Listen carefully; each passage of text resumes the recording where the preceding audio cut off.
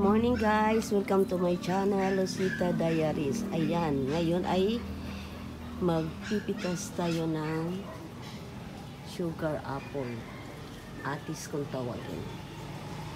So yan na po yung ating mga atis. So ato na ning kuhaon na yung atong atis guys. Malaki na siya. Hinog na yan. Kuhain na natin. Yan, kuhain na natin yung ating atis. I-try natin kung maabot ba natin. Ayan. Ayay. Hindi yata maabot. Oh my God. Ay, hindi ko maabot. Gawa pa ako ng paraan. Ayan. Akit tayo dito sa ating gate. Kasi masyadong mataas. So, kailangan natin makuha. Ayan. Ayan. Ito dalawa. Agay!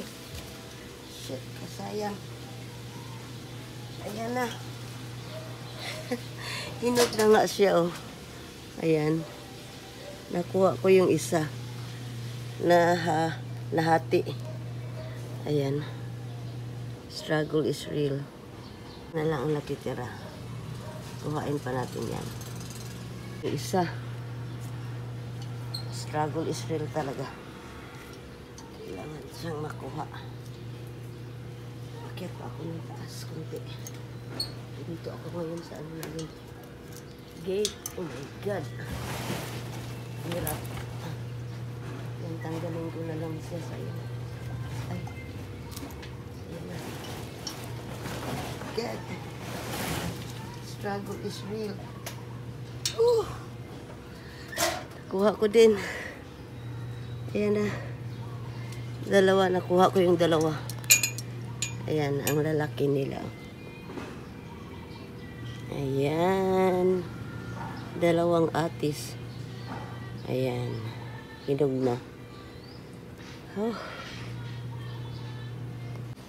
So, ito na yung atis na nakuha natin, guys. O, dalawa. Ayan. Hinog na yan. Pwede na natin kainin. Ayan. Oh. Ayan na yung ating bagong harvest na star apple. Ito na yung bagong harvest natin na sugar apple.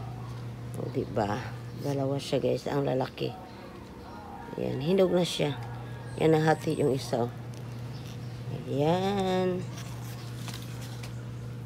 Kung may itinanim, may aanihin. Thank you, God. May blessings na naman. So, yan na yung ating sugar apple. Ang daming bunga. Dati, isa-isa lang ang bunga nito. Ayun, mayroon na yung doong medyo pwede na siyang tanggalin. Ayan. Kasi malaki na siya.